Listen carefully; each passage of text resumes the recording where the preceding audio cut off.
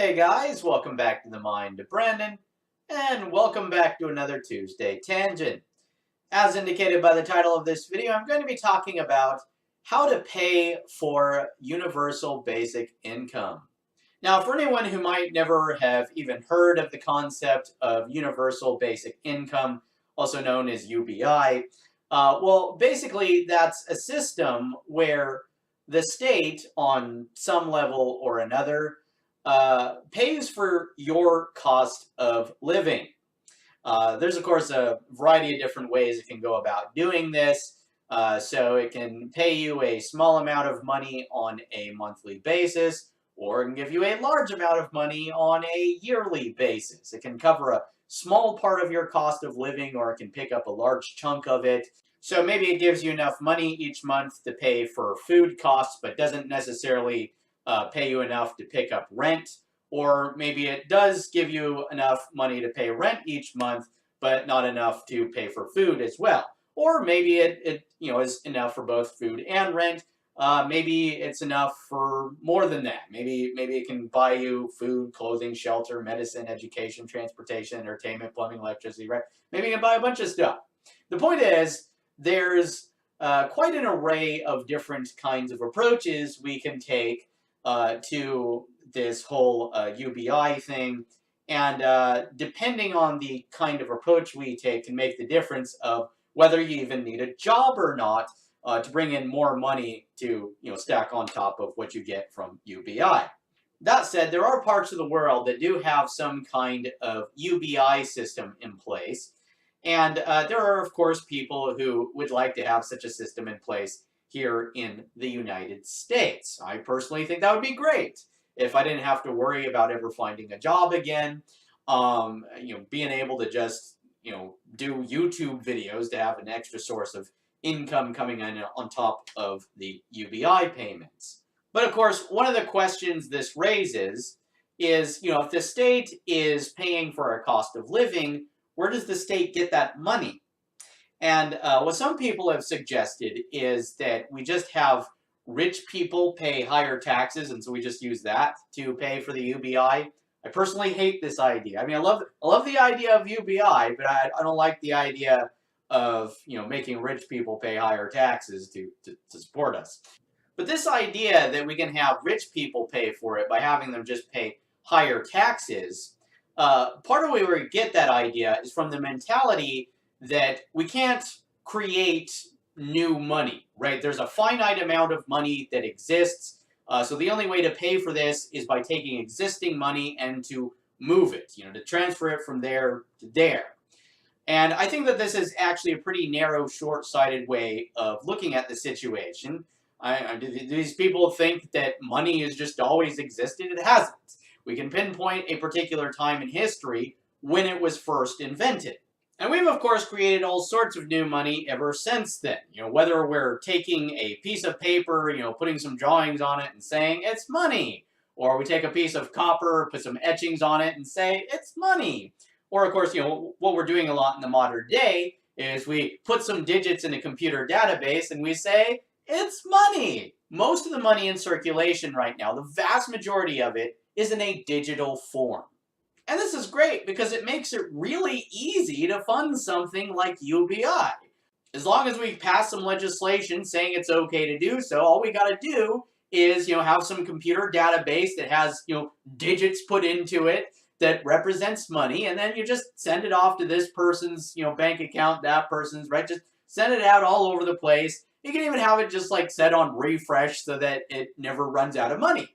Now, I know as some of you are thinking, this is going to create inflation. We've introduced all this new money into the economy. Companies are going to raise their prices. It's just going to defeat the purpose of having UBI.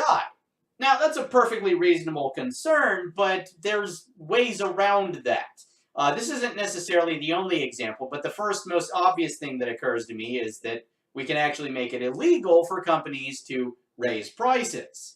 But we also don't want to piss off our companies, and we want to take care of them even more than taking care of the people. Let's face it, companies are important. They're the ones who mine and produce our stuff. So we got to see to it that they are compensated for the fact that they're not allowed to raise prices. They need to be given way more money than they'd ever make by raising prices. So in addition to having a universal basic income for every random Joe Schmo out there, we'd have a whole lot more money that would be given to each individual company and small business. Now, potential problems some people would see with this is that it could mean that we wind up burning through a lot of resources faster than we can mine them.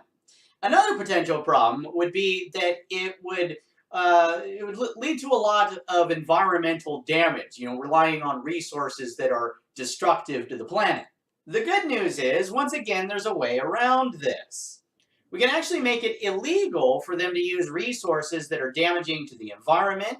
We can make it illegal for them to rely on scarce resources that we're just burning through faster than we can mine them. Make it so that they have to use clean, renewable resources that can be produced in high abundance. Now, to clarify, this does not mean we start shutting down organizations that are in the business of mining harmful resources or selling them or whatever.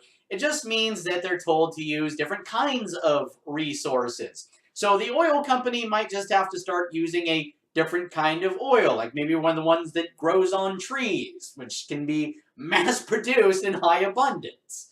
Or maybe the people who run the oil company decide to get into a completely different line of work and it's no longer an oil company. Now they're producing something else. Now, these are the kinds of major changes that you, of course, want to give corporations their period of adjustment. So you tell them, here's the kind of changes we want you to make.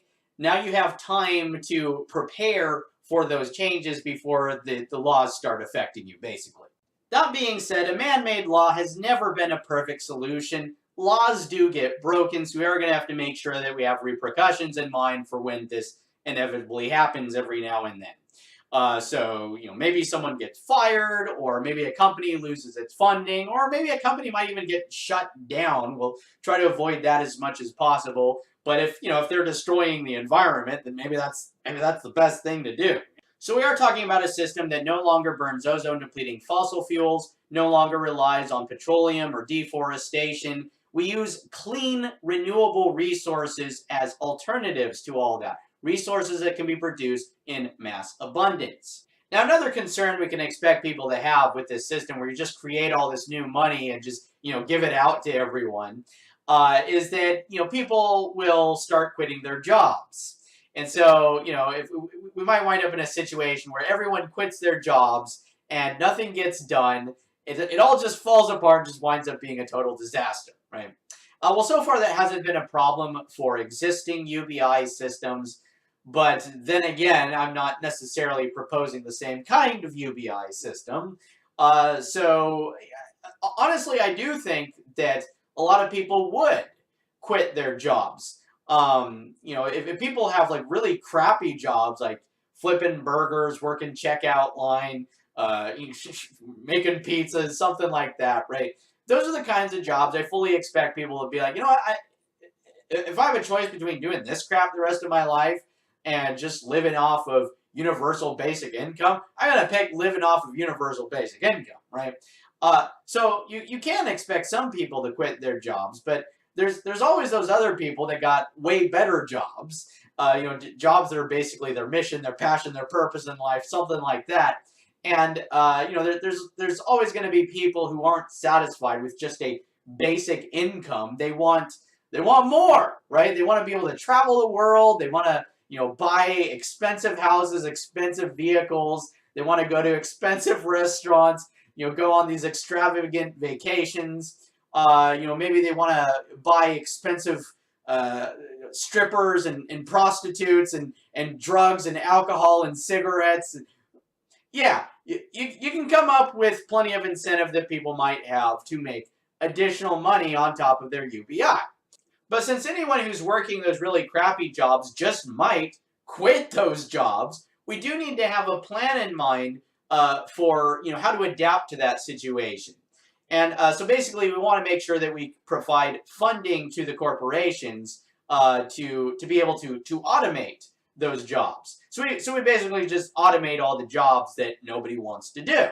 Thank goodness, doing robotics and programming, stuff like that, those are the kinds of career paths that people can actually be passionate about, have a genuine interest in. It's not like flipping burgers or working checkout line. I actually used to work with this guy. We worked at a pizza restaurant. So his job was working at a pizza restaurant. But as a hobby, he'd do like, programming. He'd be working code or whatever. He just loved doing it. He was, studying it for school. He was trying to get into a career path in that field. But it was the kind of thing where he could just, do it in his spare time just for the fun of it. He just loved doing it. So hopefully this video helps put in perspective what a great idea universal basic income is, and that it really shouldn't be that hard for us to find a way of funding it that does not require us to make rich people pay higher taxes. So that's it for this video, guys. I hope you all enjoyed it. If you did, please give it a thumbs up and share it with other people. If you're interested in watching my future videos, please subscribe to this channel if you haven't already, and I will see you all in the next one. So have a good one, guys, and peace.